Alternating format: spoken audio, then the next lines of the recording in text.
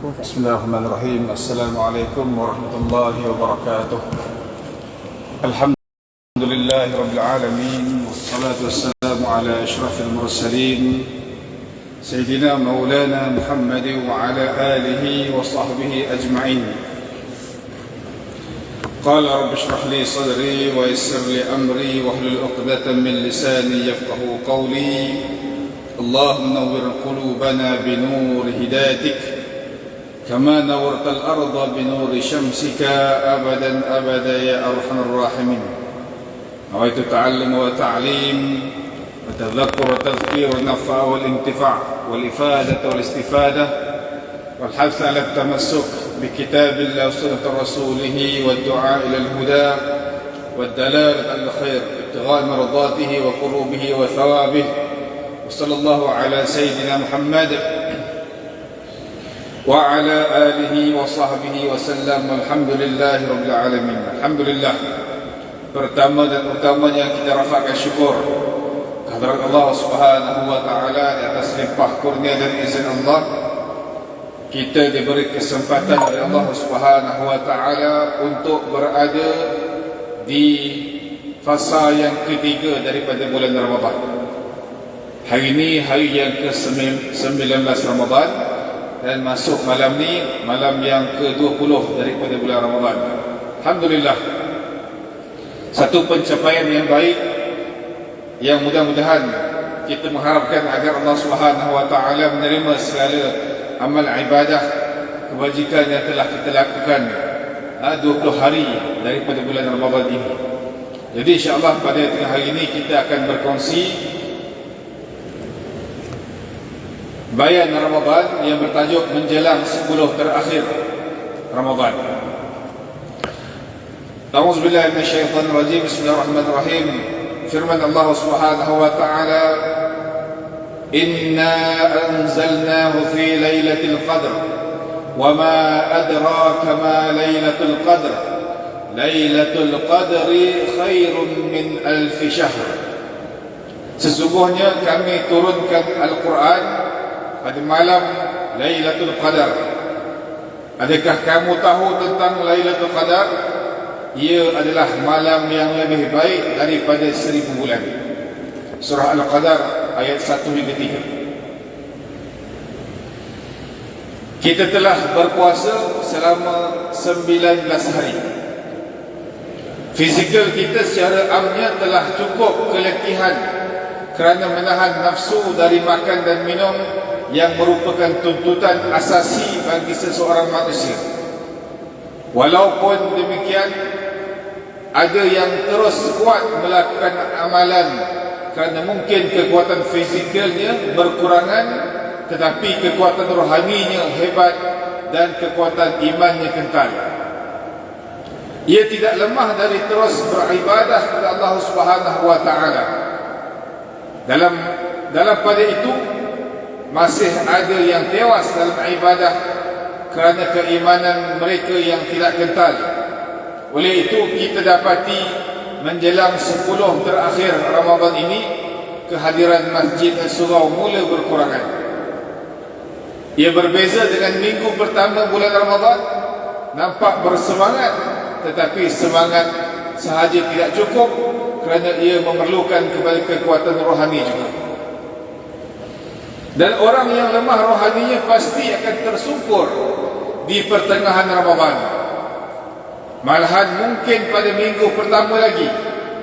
Manakala orang yang kuat rohaninya akan mempunyai stamina yang kuat untuk terus kuat beribadah, biarpun perutnya kempis dan badannya sedikit susut.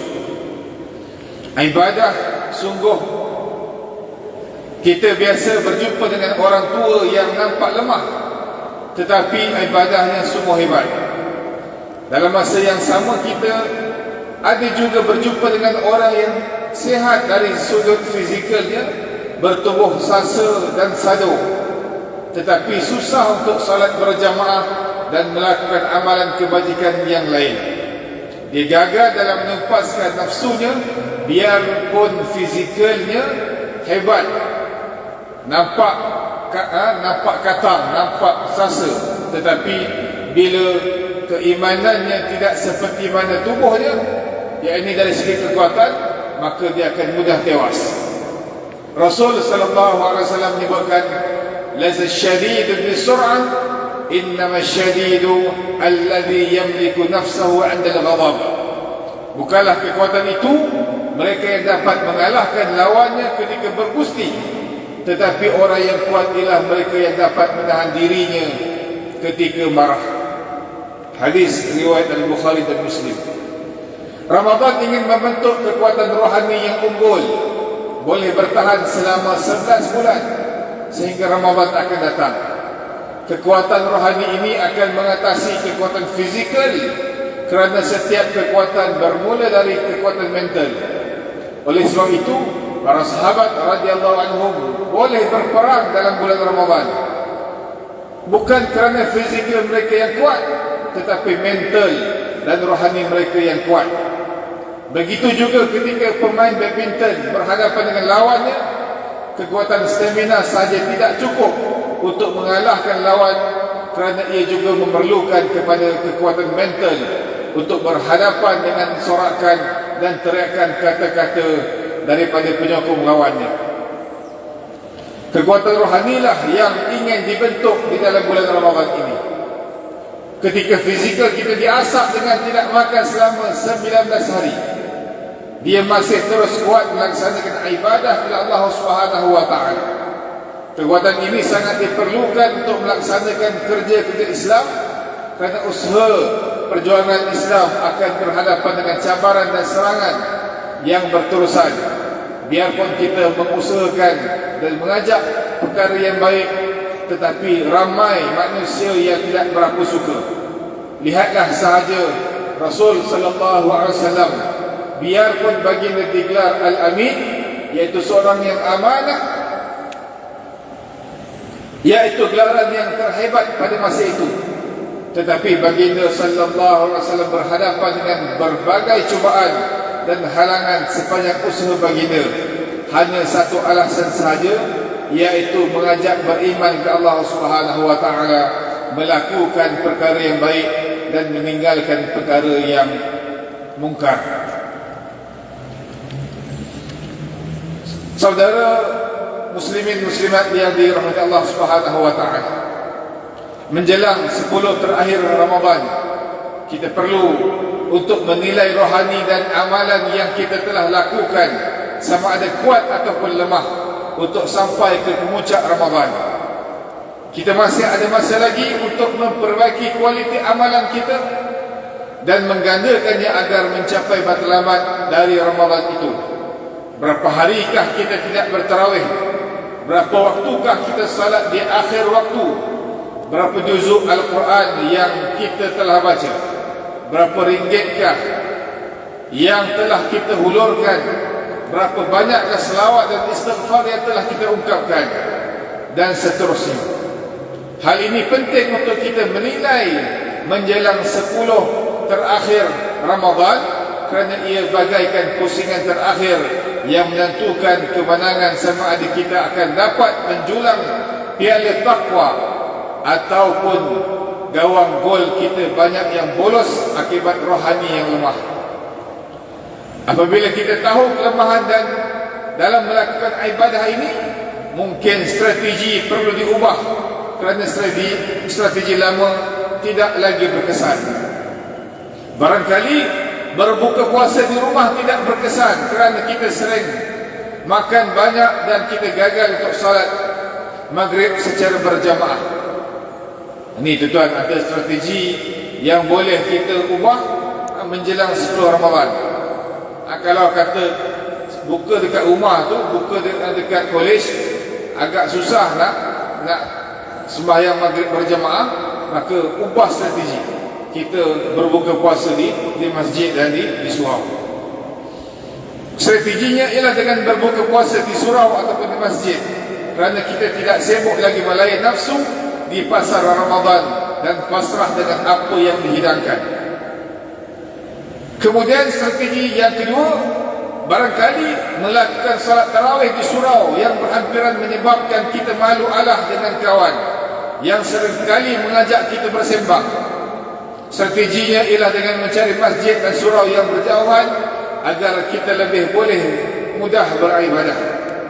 Kalau kata kita pergi dekat surau yang sama, masjid yang sama, kawan-kawan ajak bersembang, kita ni nak baca Quran, kita ni nak berzikir, kita ni nak buat amal kewajikan, tapi kawan-kawan ajak sembang, maka buat strategi yang kedua, iaitu cari masjid atau surau yang lain untuk lebih menumpuan kita dalam beribadah kepada Allah Subhanahu Wa Taala menjelang 10 Ramadan ini. Barangkali tidur di rumah tidak menyebabkan kita salat tahajud, kerana seringkali bangun lewat. Strateginya ialah tidur di masjid dan di surau serta ubah waktu sahur. 10 yang terakhir ini lebih sangat-sangat digalakkan untuk kita beriktikaf di masjid.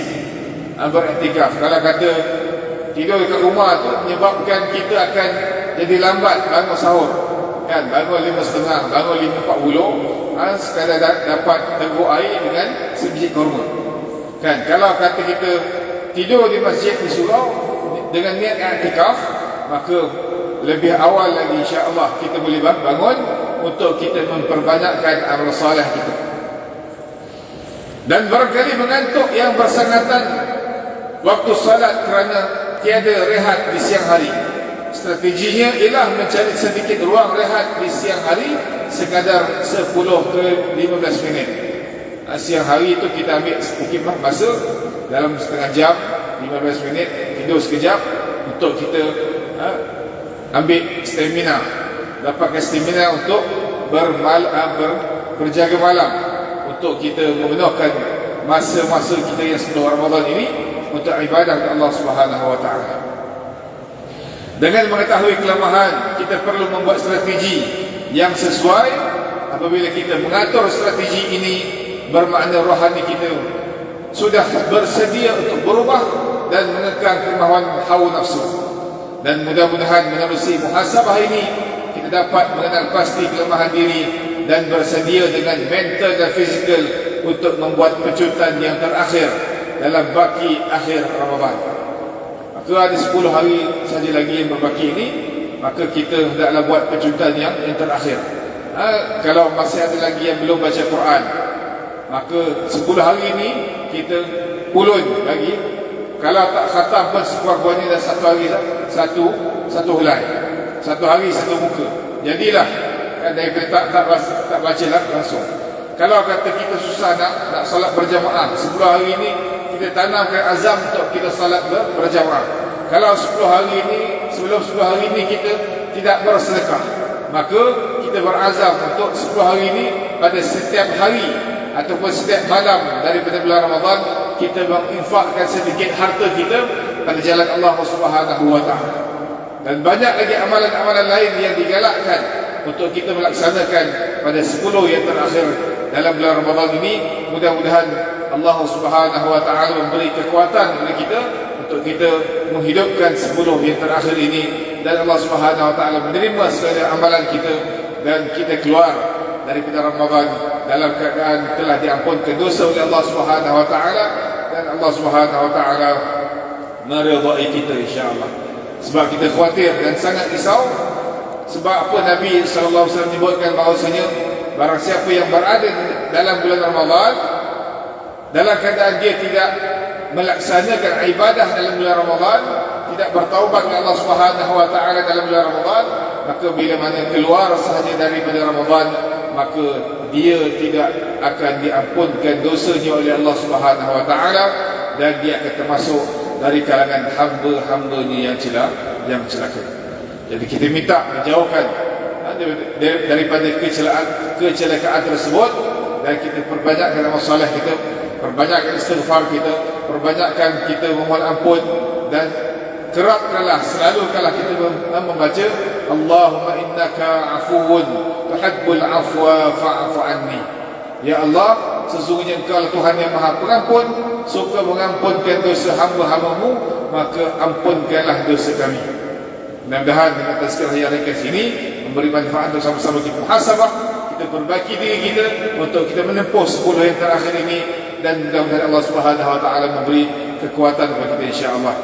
أقول قولي هذا وأستغفر الله العظيم لي ولكم ولسائر المسلمين والمسلمات والمؤمنين والمؤمنات فاستغفروه إنه هو الغفور الرحيم. السلام عليكم ورحمة الله وبركاته.